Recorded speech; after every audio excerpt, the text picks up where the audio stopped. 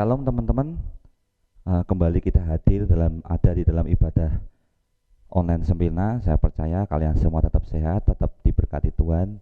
Terlebih sampai hari ini pastinya berkat Tuhan terus ada dalam kehidupan kita. Kita masih sehat, kita masih diberi kekuatan, motivasi yang baik sehingga kita sampai hari ini kita masih semangat dalam kehidupan kita.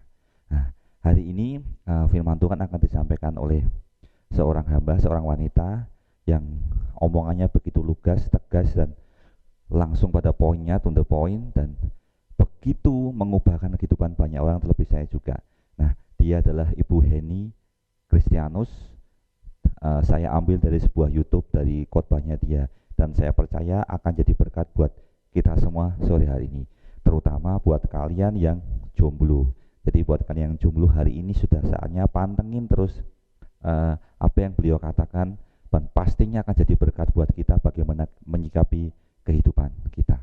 Tapi sebelumnya mari kita bersyukur di dalam doa. Tuhan Yesus, terima kasih untuk anugerah-Mu sampai hari ini Bapa. Engkau kasih setiamu begitu luar biasa dalam kehidupan kami, hingga kami ada sampai hari ini semua karena anugerah-Mu dalam kehidupan kami.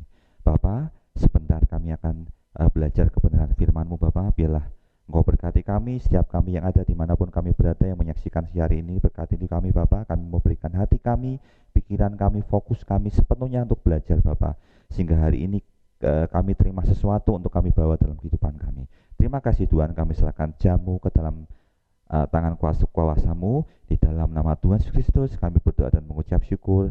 Haleluya, amin. So, selamat menikmati berkat firman Tuhan sore hari ini. Katanya jomblo itu nasib, single itu pilihan. Berapa banyak kalian yang sore hari ini masih single? Boleh lihat tangannya? Tolong angkat yang tinggi kalau ditanya. Yang masih single, angkat tangan. Oke, sekarang lirik kiri, lirik kanan. Dikasih kesempatan kok malu-malu, haleluya. Oke. Perkenalkan, Kristeo, jomblo berkualitas. Saya balas perkenalannya maksudnya. Baiklah. Tanpa berlama-lama. Jangan, dia udah terlalu tenar. Oke, tanpa berlama-lama kita langsung masuk ke Desperado Jomblo, Living Your Singleness. Apa semua orang harus nikah? Pada kenyataannya lebih banyak perempuan daripada laki-laki di dunia ini. Berarti akan ada beberapa perempuan yang gak ada pasangannya. Jangan lalu sesama perempuan berpasang-pasangan gitu maksudnya. Urusan kelahiran, kematian, punya anak, pasangan hidup itu kedaulatan Tuhan. Kita gak pernah ngerti. Bener gak? Kita gak bisa milih lahir di mana, lahir di keluarga seperti apa, punya orang tua seperti apa, kita gak bisa lahir gimana. Kalau saya bisa memilih saya lahir seperti apa, yang pertama-tama saya akan minta hidung saya dinaikin 2 cm sama Tuhan. Haleluya. Apa semua orang harus menikah? Matius 19 ayat 12. Jangan fokus di hidung saya, baca firman Tuhan. Sama-sama.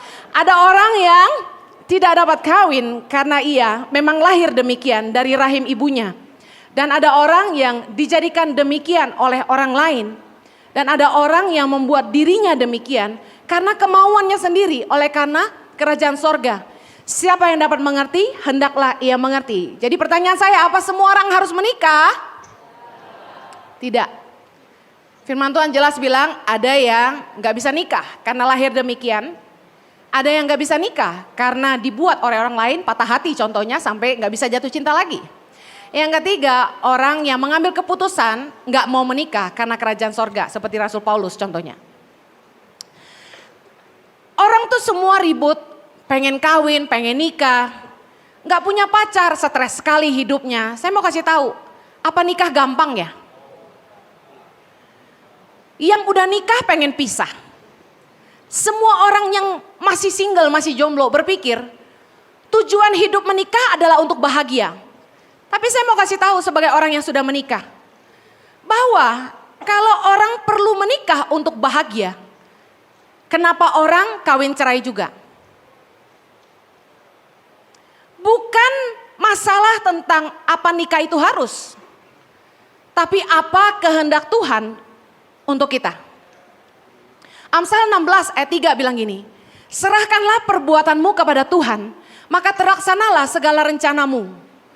Tuhan membuat segala sesuatu untuk tujuannya masing-masing. Bahkan orang fasik dibuatnya untuk hari malapetaka. Saya percaya bahwa eksistensi kita di dunia ini ada purpose Tuhan di balik semuanya. Jangan fokus kepada apa yang kamu mau. Kapan gua nikah, sama siapa gua nikah, gua harus nikah sama siapa. Dengar, pergumulan kita yang harus jadi fokus kita sekarang adalah apa kehendak Tuhan buat kita. Mari baca sama-sama apa kata firman Tuhan bagi para single. 1 Korintus 7 ayat 32. Sama-sama yuk. Aku ingin supaya kamu hidup tanpa kekhawatiran. Orang yang tidak beristri memusatkan perhatiannya pada perkara Tuhan, bagaimana Tuhan berkenan kepadanya. Ayat 34, perempuan yang tidak bersuami dan anak-anak gadis memusatkan perhatian mereka pada perkara Tuhan, supaya tubuh dan jiwa mereka kudus. Ayat 35, semuanya ini kukatakan untuk kepentingan kamu sendiri, bukan untuk menghalang-halangi kamu dalam kebebasan kamu, tetapi sebaliknya supaya kamu melakukan apa yang benar dan baik dan melayani Tuhan tanpa gangguan. Dengar baik para jomblo-jomblo, single-single sore hari ini. Don't worry, be happy. Firman Tuhan berkata, aku ingin supaya kamu hidup tanpa kekhawatiran. Berhenti ngabisin waktu, khawatir gak kawin-kawin. Harusnya fokus kita adalah memusatkan perhatian kita pada perkara Tuhan tentang ini. Apakah Tuhan berkenan sama hidup saya? Poin saya yang pertama ini saya mau bilang gini. Enjoy your singleness. Don't worry. Dengar baik. Nikmati masa hidupmu sebagai single maupun jomblo.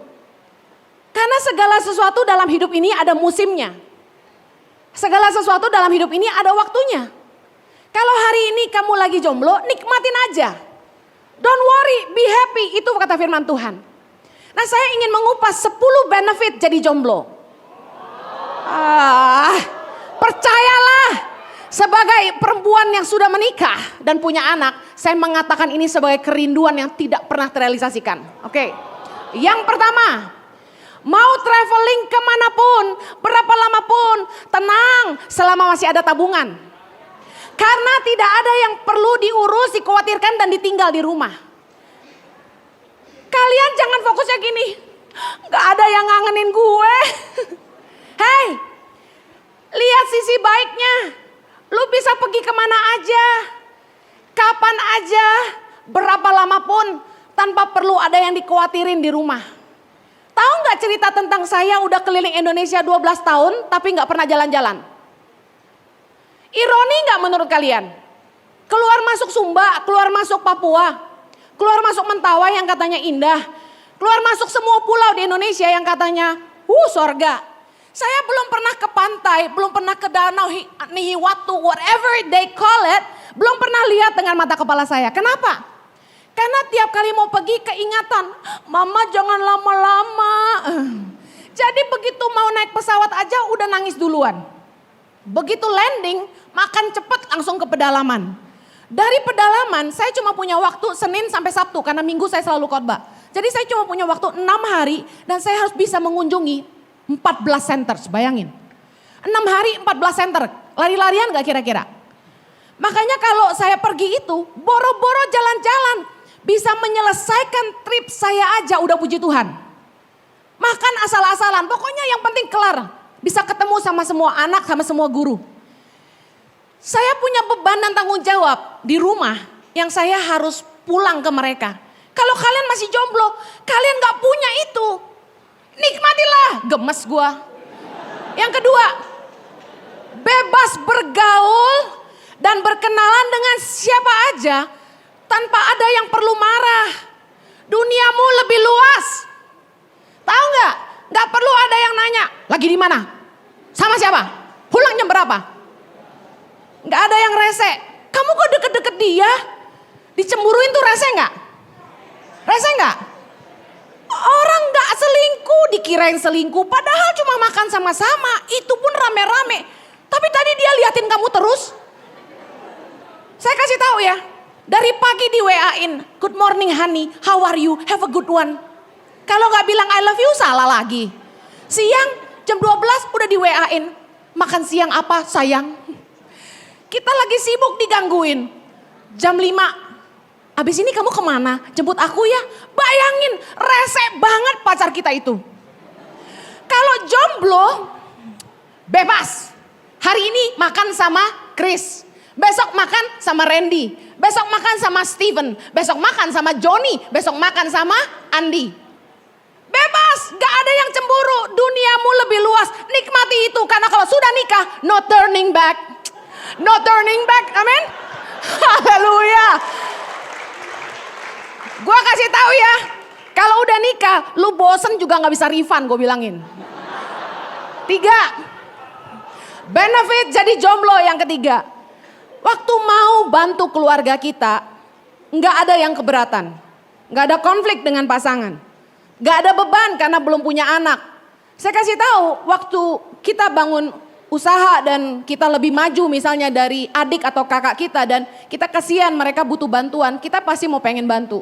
Atau kita pengen bagi sebagian penghasilan kita buat orang tua kita. Sebagai rasa terima kasih kita udah dikuliahin, udah dibesarin. Kalau udah nikah itu rada susah. Belum tentu pasangan kita bisa ngerti. Ya ngerti ya. Belum tentu pasangan kita dukung keputusan kita.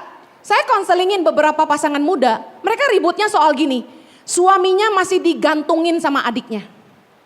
Istrinya keberatan. Mau gak mau itu jadi beban. Banyak kan pasangan-pasangan berantem itu soal kita mau bantu keluarga itu jadi masalah. Dan saya kasih tahu, punya anak tuh mahal. Punya anak itu biayanya besar. Makanya lu jangan main mikir enaknya doang kawin enak. Gue bilangin tanggung jawabnya gede. Mikir enaknya doang loh. Dengerin, kalau kamu belum nikah, belum punya anak, kamu gak punya beban. Jadi nikmatilah. Merasakan ya kemarahan saya. Keempat, benefit jadi jomblo. Bisa bangun jam berapa aja. Karena tidak ada beban untuk membuatkan sarapan pagi. Dan tidak dimarahi sama mertua. Saya biar mau tidur jam 2 pagi, jam 3 pagi nyiapin khotbah. Saya mesti bangun jam 6 buat anak-anak saya. Siapin sarapan buat mereka. Makan pagi sama mereka. Doain mereka sebelum sekolah. Jadi mama tuh tanggung jawabnya ada, biar capek juga harus bangun buat mereka. Suami kan perlu diurus. Kalau Anda sudah jadi istri orang masih bangun siang, dasar gak tahu diri loh gue bilangin. Orang tuh kalau udah nikah mesti tahu diri, bangun gak boleh siang-siang. Diomelin mertua loh. Segala sesuatu yang udah urusannya sama mertua bikin sakit kepala. Jadi kalau belum punya mertua katakan haleluya. Yang kelima, mau makan apa aja gak perlu ngalah. Gak perlu bisa masak, tidak masalah. Kalau udah punya pasangan, ya Allah, mertua aja tanya, kamu bisa masak? Gitu. Kita gak masak lebih jago dari dia, kita jelek banget di matanya. Suami saya kalau udah urusannya spaghetti sama sayur asam, gak boleh ada orang lain yang masakin. Henny Kristianus, turun kamu. Masakin buat aku. Dia suka masakan saya, tapi khusus 2 itu aja. Bisa kebayang limitation seorang Henny Kristianus gak jago masak. Tapi lumayan ada yang suami saya suka gitu loh. Tapi saya kasih tahu ya, gak semua perempuan pintar masak, tapi paling gak harus bisa masak. Tapi kalau kamu masih single, itu gak usah dipusingin. Berbahagia gak?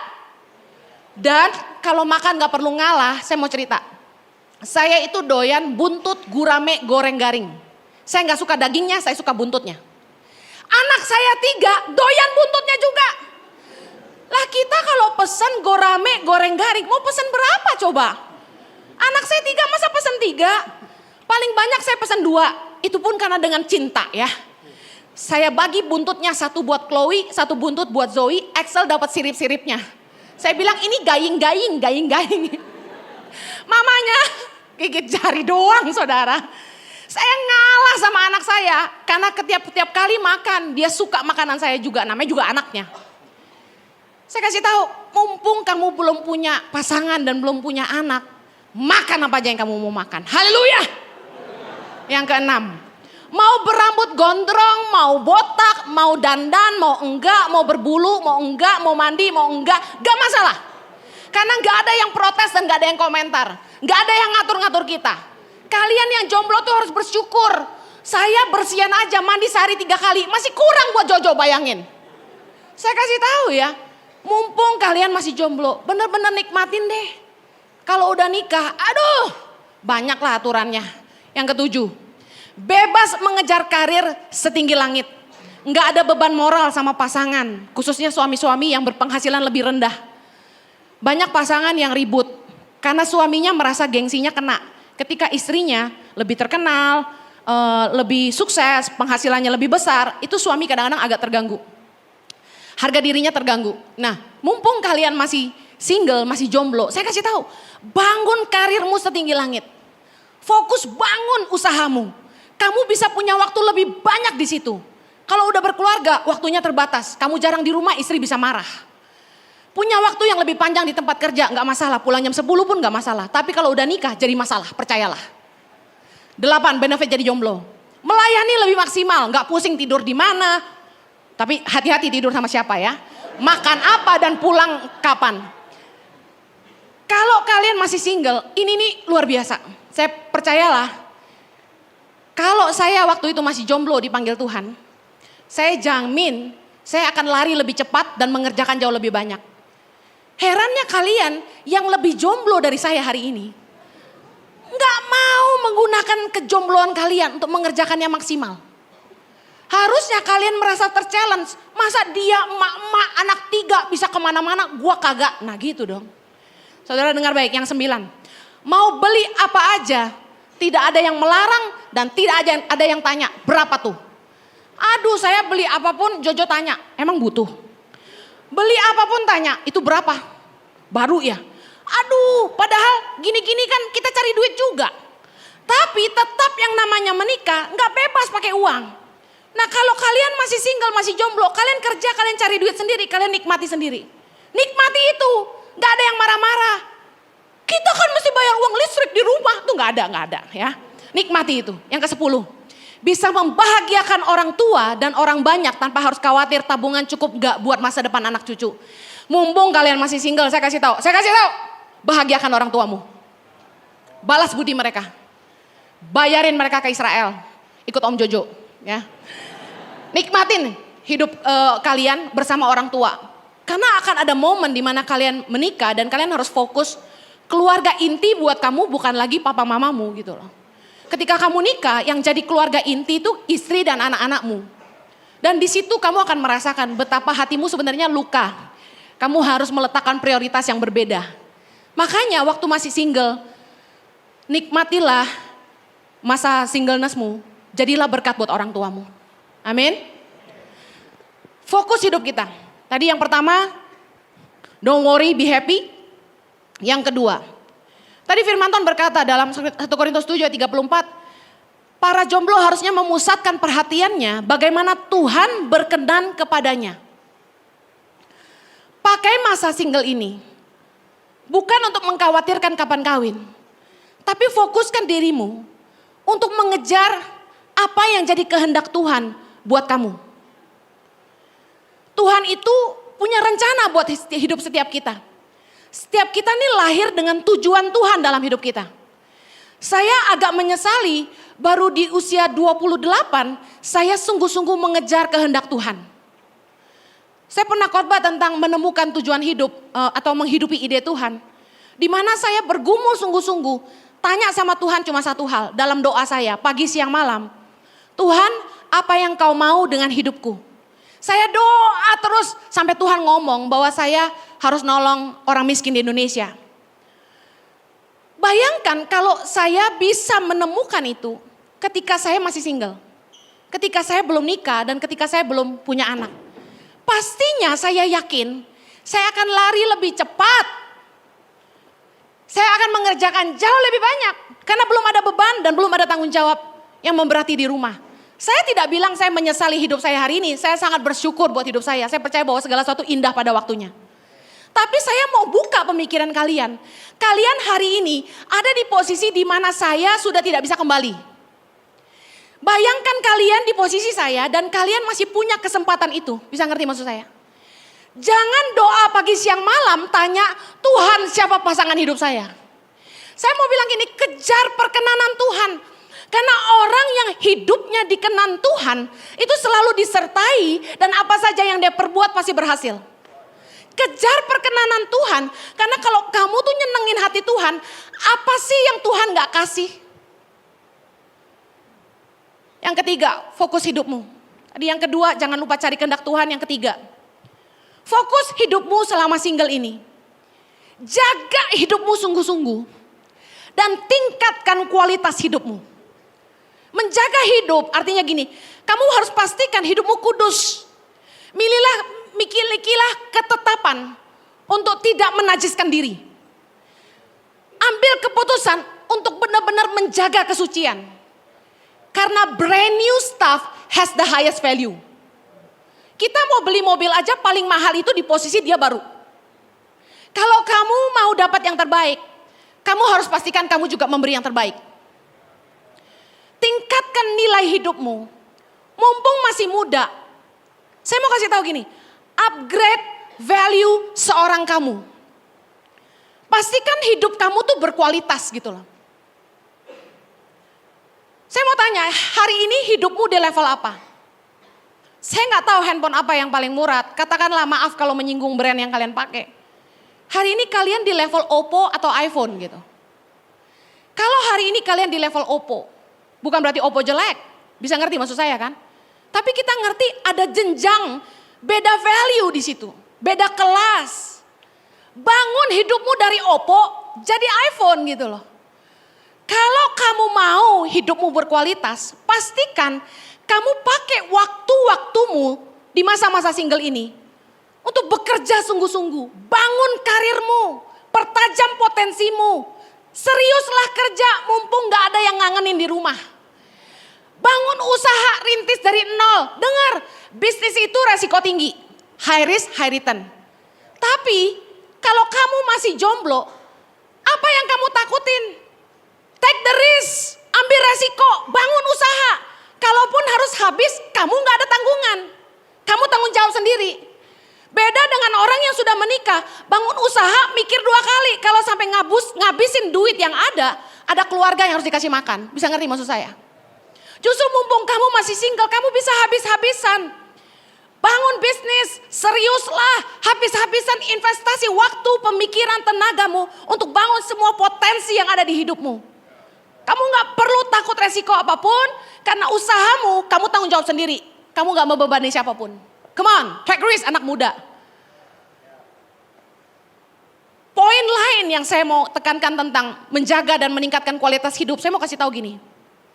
Ketika kamu cari kehendak Tuhan dalam hidupmu, dan kamu menghidupi kehendak Tuhan, tanda orang yang menghidupi kehendak Tuhan, itu apa saja yang dia sentuh, itu berkembang. Karena prinsip kerajaan sorga itu seperti biji sesawi, jadi besar, seperti ragi. Apapun yang dimulai dari kecil pasti mengembang. Itu prinsip kerajaan Tuhan. Kalau kamu menghidupi rencana Tuhan dalam hidupmu, hidupmu akan terus naik, katakan amin. Dan ketika kamu meningkatkan kualitas hidupmu, otomatis ada yang ikut naik. Apa itu? Lingkaran di sekitarmu. Firman Tuhan berkata dalam Amsal 22 ayat 29. Pernahkah engkau melihat orang yang cakap dalam pekerjaannya? Di hadapan raja-raja, ia akan berdiri, bukan di hadapan orang-orang yang hina. Lingkaran di sekitar kita, pertemanan kita, koneksi kita, itu tergantung dari posisi di mana kita hari ini. Ketika saya belum bangun tangan pengharapan, gak ada yang kenal saya. Lingkaran saya cuma teman-teman SMA, teman-teman kuliah, keluarga. Tapi ketika saya bangun hidup saya dalam kehendak Tuhan, Tuhan mulai promosi, tangan pengharapan makin lama makin besar. Saya duduk tuh sama konglomerat-konglomerat di Jakarta, yang ngajak saya untuk bantu mereka. Bantu mereka pikirin bagaimana supaya yayasan mereka lebih berdampak ke depan, bayangin. Saya sampai pernah mau di hijack sama salah satu konglomerat di Jakarta. Dengan satu catatan, saya harus meninggalkan Tangan Pengharapan dan kerja ikut dia. Sebagai GM-nya menangani 38 yayasan di bawah dia. Dia minta saya untuk bantu dia kelola dananya, miliatan. Saya dipercayakan bangun proyek rumah sakit waktu itu di Jakarta. Tapi saya tidak ambil gaji sepeser pun dari beliau. Tapi yang saya sadari, ketika Tuhan mulai pakai hidup saya, menggenapi kehendaknya dalam hidup saya duduk di lingkaran yang berbeda. Saya ketemu dengan petinggi-petinggi, bahkan saya dikenalkan sama almarhum Taufik Kemas. Karena saya jarang nonton TV, saya nggak tahu beliau siapa. Sampai dikasih tahu sama konglomerat itu, ini ketua MPR. Saya nggak nyangka Tuhan bisa bawa saya ke level itu. Saya mulai duduk bersama menteri.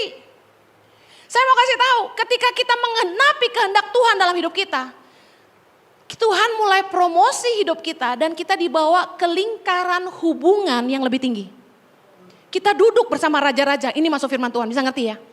Tapi kuncinya, pertajam potensimu, kembangkan hidupmu menjadi lebih berkualitas. Kamu harus jadi orang yang excellent dalam pekerjaanmu. Kamu harus bisa menginspirasi generasimu. Orang-orang yang hari ini dipanggil untuk menginspirasi generasi muda adalah orang-orang yang masih muda, below 40 dan dinilai sukses. Mereka semua mulai dari nol. Saya mau bilang gini sama Anda. Kenapa ini ada hubungannya dengan pilihan jodohmu? Anda tidak akan menikah sama orang asing. Salah satu dari teman-temanmu dan kenalan-kenalan yang akan mereka kenalkan sama kamu, mereka akan menjadi pasangan hidupmu. Kamu gak mungkin karena demi menikah sama bule, kamu ke Bali. Dan kamu kenalan sama cewek seksi dan kamu bilang gini, Miss, you're so beautiful. Would you marry me? Bisa digetok saudara. Saudara gak bisa pergi ke Australia. Anda pergi ke Hillsong karena Anda pikir gue mau dapat pasangan hidup bule, takut Tuhan, ganteng. Anda ke Hillsong. Anda pikir gini, ikut Hillsong Conference yang ratusan ribu orang datang di situ, semakin banyak kemungkinannya lebih besar. Anda ikut ngantri dan satu-satu Anda tanyain, "Hi mister, are you single? Will you marry me please?" Nggak bisa guys, nggak segampang itu. Kita nggak akan nikah sama orang asing. Kita akan nikah dengan teman-teman dan orang-orang yang ada di lingkaran kita. Ketika kamu menempatkan dirimu di lingkaran yang lebih berkualitas, standar orang-orang yang ada di sekelilingmu lebih naik. Saya kasih tahu, calon pasangan hidupmu akan berasal dari kelompok itu. Saya nyadarin ini adalah ketika satu hari waktu saya mulai dikenal, saya duduk sama artis-artis, saya duduk sama kelompok-kelompok orang penting lah di Indonesia. Salah satu dari mereka menaruh hati kepada saya. Saya tersipu-sipu. Saya mikir gini, wah kalau gue masih jomblo boleh juga ya. Tapi saya mau bilangin gini, enggak saya enggak. Tapi saya kasih tahu, ini direkam ya, tahu diri. Pergaulanmu menentukan masa depanmu. Kalau ingin punya lingkaran yang berkualitas, upgrade dirimu. Yang mau katakan amin. Yang keempat, fokus para jomblo. Fix your standard. Maaf, saya ketemu dengan banyak jomblo-jomblo yang hampir karatan. Saya terus berpikir, kenapa ya mereka sampai umur segini gak kawin-kawin gitu. Udah 40-an. Saya mau bilang gini sama yang cewek-cewek, dengerin saya. Kamu kalau naksir cowok tuh lebih baik cari yang udah ada umur. Kenapa? Kalau baru start belum ketahuan. Mau lihat jadi enggak tuh kira-kira umur 40 lah. Serius, mendekati lah. Kalau kawin sama anak ingusan, dia anak orang kaya. Lu lihatnya dia naik mobil mewah. Tunggu 10 tahun lagi dia jadi apa, itu bargain loh. Itu gambling banget saudara. Kalau saya jadi saudara, saya milih bukan anak ingusan. Saya milih yang udah jadi aja. Masalahnya satu lagi, kalau udah jadi udah ada yang punya biasanya. Haleluya. Nah, kita ngobrol aja ya kan. By the way, dengar baik. Banyak dari jomblo-jomblo yang saya lihat, kenapa ya susah dapat jodoh? Memang waktu Tuhan satu, ya kan? Bisa juga bukan kehendak Tuhan dia nikah, cuma dia gak mau terima aja. Bisa jadi satu lagi gini, dia terlalu picky, pemilih. Kita harus milih, ya dong. Kalau kawin buat sengsara, buat apa? Saya setuju kita harus milih, tapi yang esensi. Fix your standard dalam memilih pasangan hidup. Jangan-jangan kriteria yang jadi ukuranmu tuh salah. Yuk kita kembali ke firman Tuhan. Jangan kita fokusnya sama wajah, tinggi, berat badan, kekayaan, pilih mancung pesek, gendut kurus. Aduh itu gak esensi banget. Buktinya Jojo nikah sama perempuan yang tidak langsing ini dia bahagia. Haleluya. Amsal 16 ayat 5 sampai ke 8. Baca sama-sama. Setiap orang yang tinggi hati adalah kekejian bagi Tuhan. Sungguh ia tidak akan luput dari hukuman. Dengan kasih dan kesetiaan kesalahan diampuni. Karena takut akan Tuhan orang menjauhi kejahatan. Jikalau Tuhan berkenan kepada jalan seseorang, maka musuh orang itu pun didamaikannya dengan dia. Lebih baik penghasilan sedikit disertai kebenaran daripada penghasilan banyak tanpa keadilan. Kriteria yang paling esensi saya bagi jadi 3K. Katakan 3K. Yang pertama karakter, yang kedua keimanan, yang ketiga karya, itu kerjaan. Kita bahas yang karakter dulu. Amsal 16 ayat 5 sampai 6a. Setiap orang yang tinggi hati adalah kekejian bagi Tuhan. Sungguh ia tidak akan luput dari hukuman. Dengan kasih dan kesetiaan kesalahan diampuni. Saya mau bilang karakter yang rendah hati, pengasih dan setia ini sangat-sangat esensi. Dia mungkin gak terlalu ganteng, dia mungkin gak terlalu kaya, tapi dia rendah hati, dia pengasih, dia setia. Saya mau bilang tetap jauh lebih baik daripada pria ganteng, kaya, tapi sukanya menghina orang, gak bisa menghargai orang, sukanya selingkuh aja, dan gak punya kasih sama sesama. Orang yang rendah hati, itu mau menerima kelemahan pasangan. Karena dia sadar dia sendiri gak sempurna. Orang yang rendah hati itu mau terus belajar jadi pribadi yang lebih baik. Orang yang sombong sulit berubah karena dia merasa dia sempurna, kamu yang salah. Orang yang tinggi hati gak mungkin minta maaf, dia gak akan pernah ngakui kesalahannya. Tapi orang yang rendah hati, dia sadar dia sendiri punya kelemahan, jadi dia bisa mengampuni kesalahan kita. Dia gak akan banding-bandingin kita sama orang lain. Sangat terluka sekali kalau sampai kita punya pasangan yang selalu sombong, ngerasa dia benar, egois, gak mau minta maaf, banding-bandingin kita sama orang lain, dan selalu tuntutannya, kamu gak pernah mau berubah. Padahal dia sendiri lebih luar biasa, lebih parah. Orang yang punya kasih, itu gampang mengampuni. 1 Petrus 4 ayat 8 bilang, kasih menutupi banyak sekali dosa. Aduh saya tuh kalau dalam hubungan sama Jojo, saya tuh banyak banget salahnya, udah gak terhitung deh. Percaya kan? Tapi dia tuh baik banget. Kasih itu benar-benar menutupi banyak sekali dosa. Dan yang luar biasanya gini, Jojo tuh gak pernah ngungkit-ngungkit masa lalu saya. Tahu gak paling tersiksa kalau kita punya pasangan yang selalu mengingatkan kita sama kesalahan kita di masa lalu. Hidup kita akan sulit maju. Amsal 16 ayat 6 bilang gini, dengan kasih dan kesetiaan kesalahan diampuni. Nah, saya mau bahas soal orang yang setia. Pasangan kita tuh setia gak setia, itu tuh teruji sejak kita dating sebenarnya. Sejak kita kenal sama dia. Kalau dia udah bolak-balik selingkuh, maaf saya harus bilang gini, kamu harus be real, cinta tuh gak buta. Kalau dia masih pacaran aja gak setia, bolak-balik selingkuh. Saya yakin emang udah sifatnya begitu. Karakter yang seperti ini sulit berubah.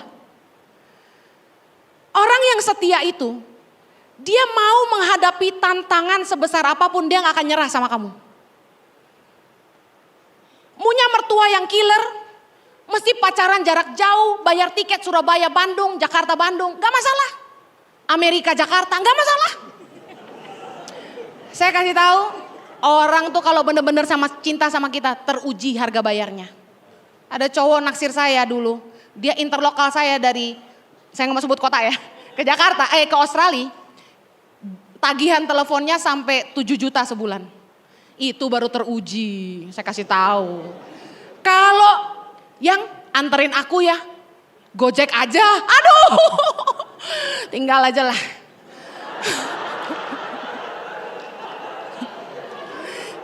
Bicara soal karakter lagi, Randy kuasai diri. Amsal 20 ayat 3, terhormatlah seseorang jika ia menjauhi perbantahan. Tetapi setiap orang bodoh membiarkan amarahnya meledak. Pada musim dingin si pemalas tidak membajak. Jikalau ia mencari pada musim menuai, maka tidak ada apa-apa. Sejak dating, buka mata lebar-lebar, lihat pasanganmu. Kalau dari pacaran aja dia udah kasar sama kamu, gak bisa menghargai kamu, jangan teruskan. Saya mau bilang karakter kasar ini ngikut sampai kawin, sampai kapanpun juga. Apalagi orang yang sok jagoan sukanya berantem sama orang. Aduh capek deh. Saya punya teman, suaminya orang kaya, orang terhormat. Tapi berantemnya sama tukang parkir, aduh gak level banget. Dan lihat baik, karakter pemalas. Aduh, kalau kamu gak mau masa depanmu susah, anak-anakmu susah. Jangan pacaran sama pengangguran, jangan nikah sama orang malas. Orang yang pemalas dikasih modal berapa aja pasti habis semuanya. Jangan pernah nikah sama orang malas. Jangan pernah. Yang kedua, tadi soal karakter sekedar menegaskan. Yang kedua, kriteria yang esensi, yang kedua keimanan. Karena takut akan Tuhan, orang menjauhi kejahatan. Kita suka bilang gini, cari pasangan hidup yang takut akan Tuhan. Yang takut akan Tuhan tuh kayak gimana? Yang pelayanan, enggak jaminan. Yang melayani di gereja, enggak jaminan takut Tuhan. Tapi kata firman Tuhan, orang yang takut akan Tuhan, Amsal 16 ayat 6b, karena takut akan Tuhan, orang menjauhi kejahatan. Artinya gini, orang yang takut sama Tuhan itu, dia sadar Tuhan banget. Dia enggak akan berbuat jahat sama orang lain. Dia enggak berbuat jahat sesamanya. Nah, orang nih kalau waktu lagi naksir sama kita, dia pasti baik banget. Kenali sifat aslinya, diuji ketika kapan? Ketika orang ini menghadapi tekanan, ketika dia disakiti orang lain, dan sikapnya terhadap orang-orang lemah. Lihat sikap aslinya. Kalau dia balas kejahatan dengan kejahatan, dia gak baik. Ketika kita memilih pasangan hidup, dengar baik. Kriteria takut akan Tuhan, ini adalah orang yang hidup dalam kebenaran. Orang yang hidup dalam kebenaran itu seperti apa? Orang yang hidupnya selalu berpegang kepada firman Tuhan, katakan amin.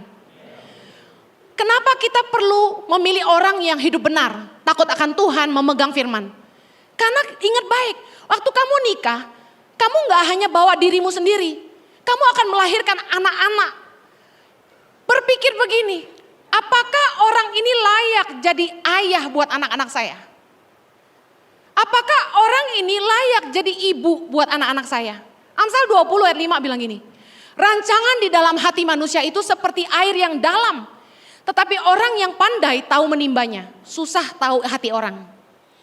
Ayat 6, banyak orang menyebut diri baik hati, tapi orang yang setia siapakah menemukannya? Ayat ke-7, orang benar yang bersih kelakuannya, berbahagialah keturunannya. Kamu mau keturunanmu berbahagia enggak? Cari pasangan hidup yang hidupnya benar, katakan amin. Bicara lagi soal keimanan. Saya percaya orang yang hidupnya berkenan kepada Allah, musuh orang itu pun diperdamaikan dengan dia. Orang yang hidupnya berkenan sama Tuhan tuh gak punya musuh. Saya lihat Jojo dari dulu, dari remaja sampai sekarang, dia gak pernah punya musuh. Terlepas dari mungkin ada orang-orang yang gak suka sama dia, tapi dia gak pernah punya musuh. Sama orang yang muda, lebih muda, sama orang yang seumuran, sama orang yang lebih tua, Jojo punya hubungan yang baik dengan semua orang. Masuk akal banget. Yesus itu semakin bertambah besar, dia semakin bertambah hikmat, semakin besarnya dan makin dikasih oleh Allah dan manusia. Orang yang hidupnya berkenan sama Tuhan dikenali dengan mudah. Dia punya hubungan yang baik dengan semua orang. Amin. Pertanyaan sekarang soal iman. Perlu seiman gak Kak Heni? Harus. Amos 3 ayat 3, berjalankah dua orang bersama-sama jika mereka belum berjanji? Kalau mau nikah, saya katakan begini, harus sepakat. Mau ikut iman istri atau iman suami? Karena yang akan jadi korban ke depan adalah anak-anak. Siapa mau ikut siapa? Mau dibesarkan dengan cara apa? Kasihan loh, anak-anak tuh jadi bingung. Kata mamanya, jangan ikut ke gereja. Kata bapaknya, jangan ikut sembahyang. Kan bingung. Secara undang-undang pun dilarang beda agama. Itu udah dilarang. Bahkan ketika mau minta restu sama orang tua, beda agama akan jadi masalah. Jadi sebaiknya disepakati dulu, mau ikut agama siapa. Kalau soal agama aja nggak bisa sepakat, gimana soal lain-lainnya? Gimana mau cara besarin anak, apa yang kita mau bangun ke depan sama-sama. Nggak bakal sepakat kalau soal iman aja nggak sepakat. Yang mengerti katakan amin. Yang ketiga, yang terakhir, fokus pada 3K kriteria yang esensi. Yang ketiga adalah karya atau kerjaannya. Kalau kalian mau bangun hubungan sama orang, lihat kerjaannya gimana. Orang ini jujur nggak, rajin nggak, tanggung jawab nggak. Karena tadi firman Tuhan berkata dalam Amsal 16, dikatakan begini. Ayat 8, lebih baik penghasilan sedikit disertai kebenaran daripada penghasilan banyak tanpa keadilan. Saya mau kasih tahu, jangan pernah menilai orang di titik di mana dia baru mulai. Karena orang itu akan jadi seperti apa ke depannya, kamu gak pernah tahu. Tapi bagaimana kamu mengukur dia di titik dia mulai adalah seperti ini. Jujur gak dia? Tanggung jawab gak? Rajin gak? Kerja keras gak? Mau bayar harga gak? Karena orang-orang yang takut akan Tuhan, mau kerja keras, bisa dipercaya, bisa dipegang omongannya. Saya mau kasih tahu, mungkin dia mulai dari dompet tipis. Tapi dia akan disertai Tuhan dan dompetnya akan jadi tebal. Tapi orang yang mulai dengan dompet tebal, tanpa disertai takut akan Tuhan, dia uangnya banyak tapi suka nipu orang, suka bohongin orang, gak bisa dipercaya, makan uang orang, suka ngutang. Saya kasih tahu, dari dompet tebal, dia akan turun ke bawah jadi orang miskin. Anda gak bisa menilai kekayaan di titik awal. Seringkali kita milih orang tuh lihat yang berduit sama enggak. Jangan. Lihat dari bagaimana cara dia running kerjaannya. Lihat bagaimana dia bangun bisnisnya. Atas dasar kebenaran enggak? Atas takut akan Tuhan enggak? Kalau dia suka merampas apa yang bukan jadi miliknya, saya pastikan dia hidupnya gak benar. Lebih baik jangan sama dia meskipun dia kaya. Orang yang mulai dari kaya tapi gak benar, pasti bikin kamu sengsara. Dan gak ada jaminan untuk sustain ke depannya. Percuma kaya kalau gak punya karakter dan gak takut Tuhan. Kenapa? Orang yang cinta uang, saya kasih tahu ya. Kamu gak bakal jadi prioritas buat dia. Karena bagi dia uang lebih penting. Kamu gak akan dihargai. Malah bisa-bisa dipukulin. Orang yang cinta uang menghalalkan segala cara untuk jadi kaya, termasuk mengorbankan keluarganya. Banyak orang tua yang pergi ke Gunung Kawi buat cari pesugihan, ngerti pesugihan ya, untuk cari kaya. Mereka tahu bahwa anak-anak akan dikorbankan. Saya punya teman, satu angkatan dulu waktu sekolah. Satu keluarga anaknya bisu semua, padahal ganteng-ganteng, cantik-cantik. Tapi nggak ada yang bisa ngomong. Kenapa? Karena papanya pergi ke Gunung Kawi cari pesugihan. Orang yang cinta uang nggak akan prioritasin kamu. Buat dia kamu nggak penting. Bayangin. Orang yang cinta uang berpikir dia bisa beli apa aja dengan uang, termasuk cinta. Udah pasti sulit setia. Saya mau tutup dengan begini. Sendiri atau berdua, kamu bisa bahagia. Katakan amin. Bahagia itu gak datang dari luar. Bahagia itu datang dari dalam. Sumber sukacita kita tuh Tuhan. Siapapun gak bisa bikin kamu bahagia. Terbukti orang yang menikah pun gak semua bahagia. Bahagia tuh keputusan, saya mau kasih tahu itu aja. Mau nikah atau tidak, berserah sama Tuhan. Jangan pusing kapan kawin, apakah saya harus kawin, berserah, tanya kehendak Tuhan buat kamu. Kejar apa yang jadi kehendak Tuhan. Mau jomblo, mau nikah, kamu bisa bahagia. Fokusmu yang kedua, upgrade kualitas dan nilai hidupmu. Percayalah, ketika kamu fokus kepada tujuan Tuhan dalam hidupmu, dan kamu meningkatkan nilai-nilaimu, Tuhan akan membawamu ke lingkaran pertemanan yang lebih jauh berkualitas, dan pilihanmu untuk pasangan masa depan jauh lebih berkualitas. Yang terakhir, evaluasi kriteria kamu dalam mencari pasangan. Dengarkan nasihat ini. Kalau seleramu yang ketinggian, bercerminlah. Kalau karaktermu yang bermasalah, berubahlah. Kalau wajahmu tidak tertolong, kantongmu harus bisa menolong. Amin. Haleluya. Saya berdoa kalian semua diberkati. Kita doa. Tuhan tolong kami. Jangan sampai kami salah pilih pasangan hidup. Karena soal pasangan hidup ini bicara soal masa depan dan seumur hidup. Berikan kami kepekaan untuk mendengar Tuhan. Supaya fokus kami bukan lagi khawatir kapan kami nikah. Tapi fokus hidup kami hari ini mencari kehendak Allah dan membangun hidup kami sungguh-sungguh jadi orang yang berkualitas. Kami percaya waktu Tuhan yang terindah. Kami percaya Tuhan pasti menyediakan yang terbaik buat kami. Kami mau mengejar perkenanan Tuhan. Karena orang yang menyenangkan hati Tuhan, tidak ada kebaikan yang Tuhan akan tahan-tahan. Kami berdoa agar setiap kami gak membuat keputusan yang salah. Siapapun yang kami pilih jadi pasangan hidup kami mohon pimpinan Tuhan. Biar Roh Kudus yang memberikan kami pimpinan yang jelas. Bahkan ada kesaksian firman Tuhan dan peneguhan lewat restu orang tua kami. Dan juga mentor-mentor rohani kami. Jaga hubungan kami yang pacaran sore hari ini. Jaga dalam kekudusan. Supaya hidup kami terus berkenan sama Tuhan. Saya percaya apa yang kami bangun dalam kebenaran akan kami tuai dalam sukacita dan kasih. Terima kasih Tuhan. Berkati setiap anak muda di tempat ini. Tidak ada yang terlewatkan. Hanya di dalam nama Yesus kami berdoa. Ini berkati Tuhan, sama-sama kita katakan. Amen. Thank you for having me.